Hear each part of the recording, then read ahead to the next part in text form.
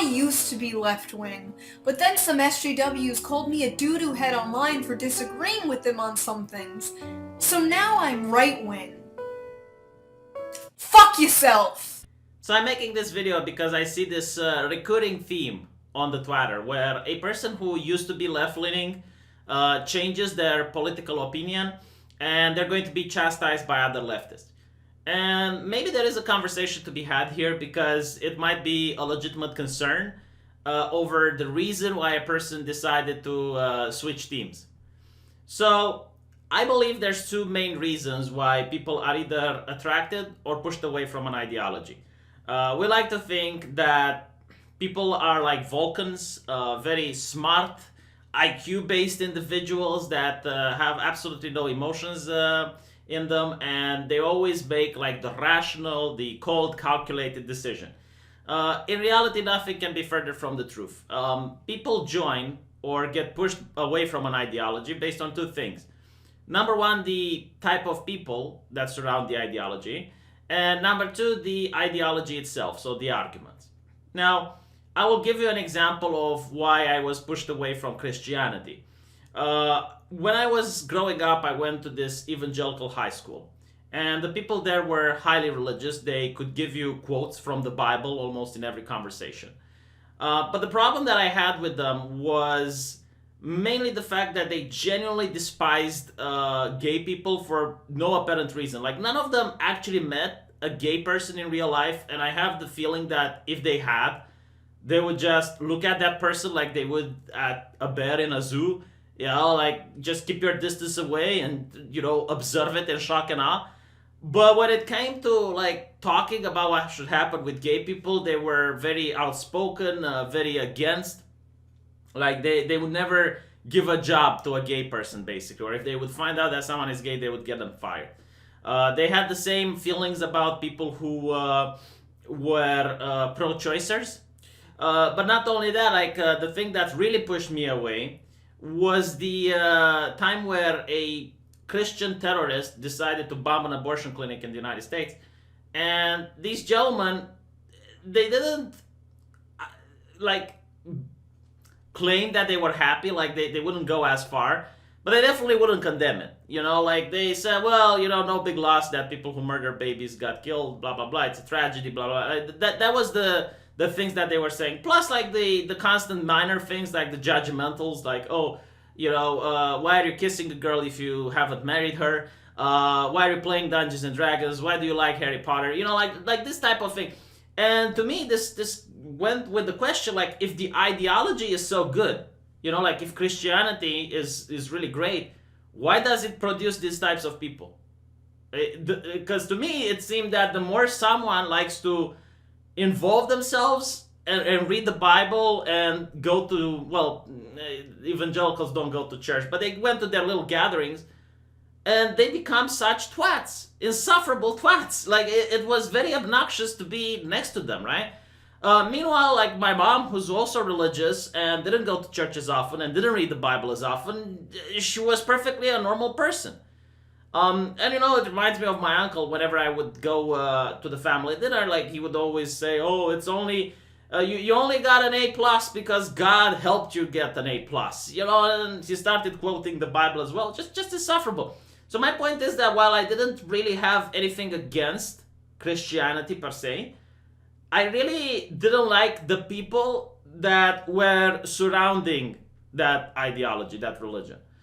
And now I notice the same with social justice. Like, to me, when I see a woman telling people in Taiwan that security is more important than liberty, when, you know, I see all these stupidity coming out, and more importantly, when I see people trying to ruin other people because they disagree, like they try to get people fired, they try to get people deplatformed, they wouldn't stop, you know, until someone they don't like is on the streets, unable to find work or employment or food. You know, like this is why I just can't be okay with the left anymore. Like these type of people, like, if the ideology is so good, it is about compassion and human kindness, why does it produce the most utter vile twats, which I would say are more vile than the evangelicals I grew up with? Because at least the evangelicals, if you went to them and you confessed your sins and repented, they would give you a second chance. These people don't give a fuck, right? So number one is the people. But number two is the ideology itself. Now, when I started my career on YouTube, and I took the political compass test, as much credibility as people want to put it in them, in these types of tests, I was a leftist. I was a libertarian leftist, bottom left corner. And recently, when I took the test again, I was literally a centrist, like exactly on the center of the axis. And also towards the lower side, towards the liberty side, not the authoritarian side. And, despite of that, despite of my test, if I were to think about what I believe in, and what I believe is like, I'm an atheist, I'm okay with gay marriage, I'm okay with pro-choice, I would vote for the legalization of marijuana, like all of these things would definitely make me a hard leftist back in the day. Like 10 years ago, it wouldn't even make me a left, it would probably make me far to the left, especially like having anti-war stances and all of that. Now, with the exact same principles, with the exact same ideology, today, I'm considered a Nazi. Why? Because, well, if I look at the fact that a 6-year-old is having his own pronouns, and their parents are already considering pumping hormones into him when he gets a little older, well, that now makes me a Nazi, right? Like that is not too far to the left. Like if I consider that to be a little bit too extreme for my taste. If I look at kids like Lactasia, for example, which are being pushed into the drag scene, and their parents are clapping and they're saying, no, this is perfectly normal for a little boy to go into a strip club and get money from men. That is perfectly normal. There's nothing sexual about it. It's just me being a bigot. So, it's not that I have become a right-winger necessarily. Is that the left has moved so far to the left that they lost me somewhere along the way. Like, I generally cannot follow this amount of progressivism. My brain is unable to comprehend. Maybe I'm getting older. Maybe I figure, all right, too much progress. Let's be a little bit conservative right now and enjoy the progress we created before we try something new.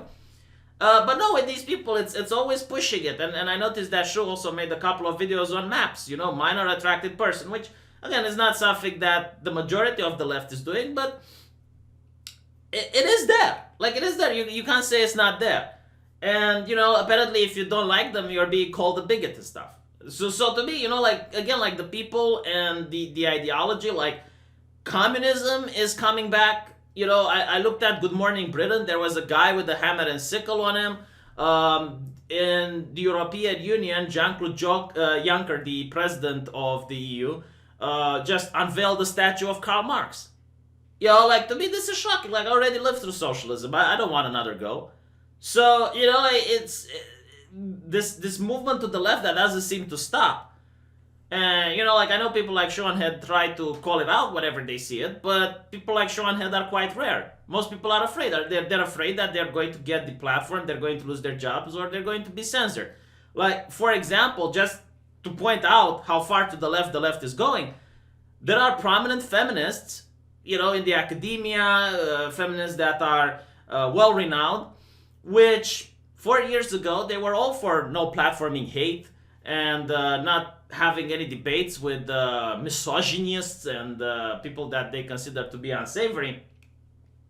And now you find them on right-wing talking show because they're getting the platform. Why are they getting the platform? Because they don't believe a man can become a woman. Like, they're willing to, give a job to a transgender. They're willing to not discriminate towards them, but they just don't want to use the pronouns, or they genuinely don't think that a transgender woman should be placed in a female prison, for example, right? And all of these things are now, I guess, heresy of the highest level. And you see banks stopping to do business with these TERFs, trans exclusionary radical feminists. They are being ostracized from their communities.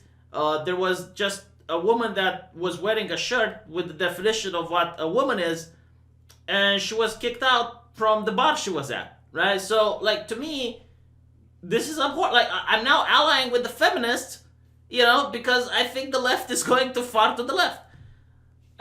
So, like, this is why, one of the reasons why I can't call myself a leftist anymore. It's like a shame. It's like something that you find shameful nowadays, because, like, oh, those people, ugh. But secondly, it's also the ideology behind it. Now that I have my own YouTube channel, now that I am running a small business, basically, like, I'm considered to be an entrepreneur because I have to pay taxes to the government.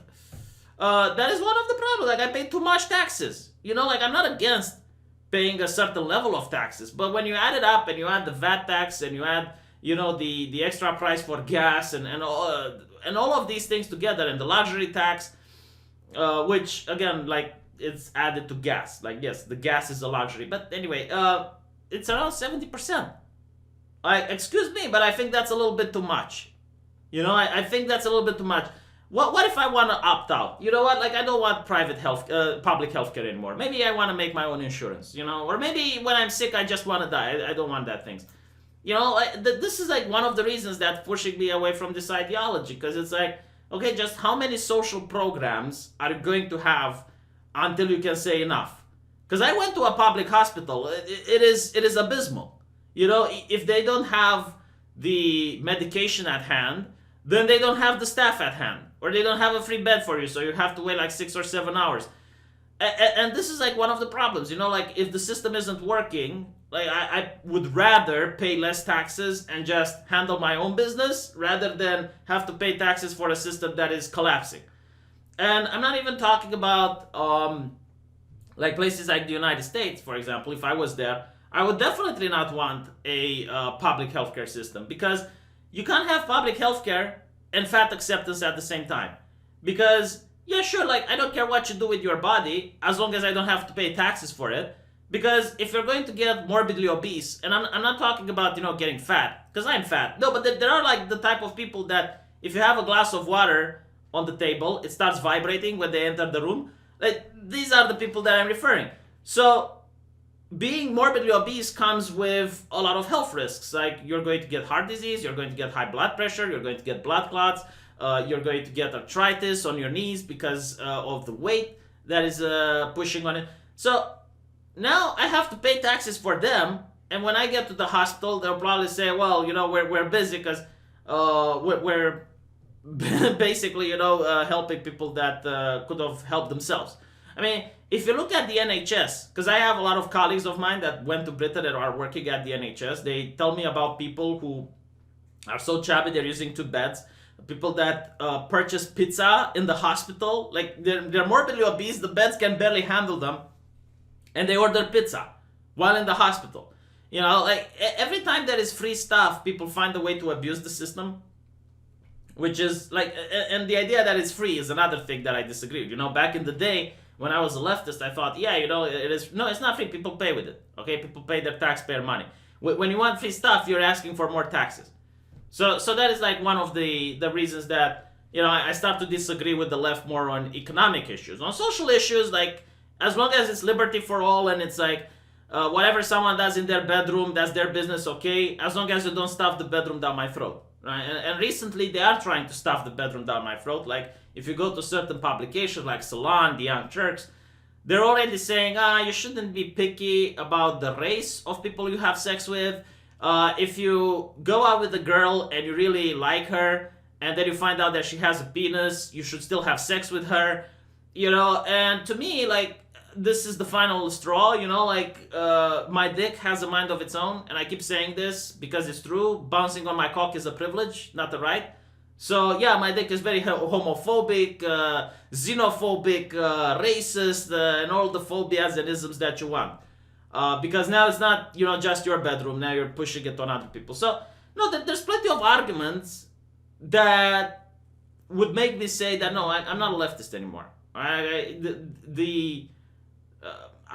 I don't even know like if the core base of the leftists, like maybe the majority of leftists are still sane and normal people, but they're legitimately afraid of speaking out because the radical left are going to come and they're going to get them deplatformed, censored, or fired. I mean, Nancy Pelosi actually said this. Like, if you look at the squad, which are a couple of extreme socialist women in the U.S. government, they don't really have that much support compared to other Democrats. Like, the numbers don't add up. But the fact that their small group of support is so active and they are so vicious on Twitter, like look what they did to mini AOC, to little Alexandria Ocasio-Cortez, that little girl that was making fun of AOC. And you notice that these people are not only unhinged, but they're legitimately evil. Like, if you don't toe the line, if you upset or transgress against them, like they will come after you with no mercy, regardless of who you are. So yeah, I mean, like I genuinely cannot call myself a leftist. I'm sorry if that offends people or upsets them or whatever. But until things change and it goes back to a period of normalcy, I can't support socialism. I can't support communism. I can't support people getting fired. Because firing someone, like this is another thing that just doesn't add up to me. Let's say you have a person that's an actual racist. Okay, he hates black people. Legitimately, he can't stand them. Well, if you get that person fired, is he going to hate black people less? Aren't you also hurting his family that might not be racist? Like his little girl that he has to take care of probably isn't a racist, right? His wife is not a racist, maybe. But you're hurting all of these people. You're not going to change this guy's mind. But in fact, you're now probably making his community, his group also to become racist. Because they're like, oh, so the black man did this to him. It's like, instead, why not just have a conversation with people? Why not just try to find out their grievances and try to address them? And, like back in the old days, I mean, I have seen interviews with Hitchens talking with people from the KKK and de-radicalizing them. Oprah did it. Like, it can be done, but they don't even want to do that anymore because I don't think it's about fighting racism. It's just about being into a power grab.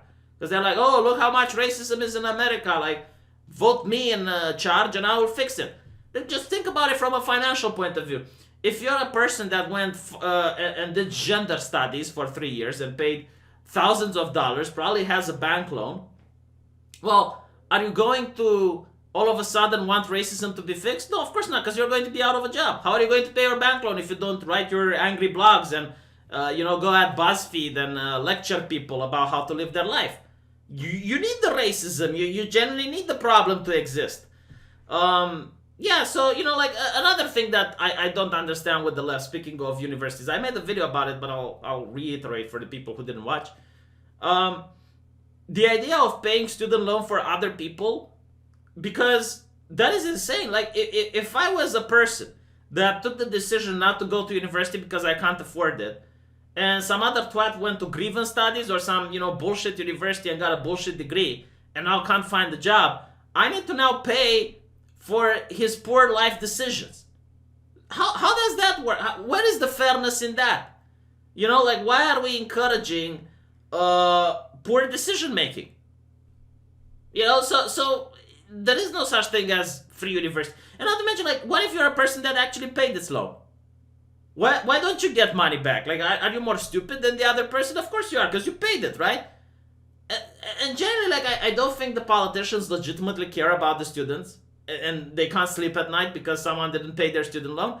No, I generally think that this is just a cheap way that leftist politicians use people's own money in order to get votes. It's like, give me your cash, I'll raise your taxes, give me your cash, and instead, I will give them back to you in a different way, and vote for me.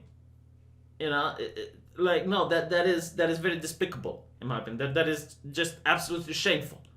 And I'm not the type of person that's like, oh, taxation is theft or anything like that. No, like I generally believe that there should be a police force, there should be roads, there should be military, there should be certain social systems, but at the same time, like there needs to be a limit.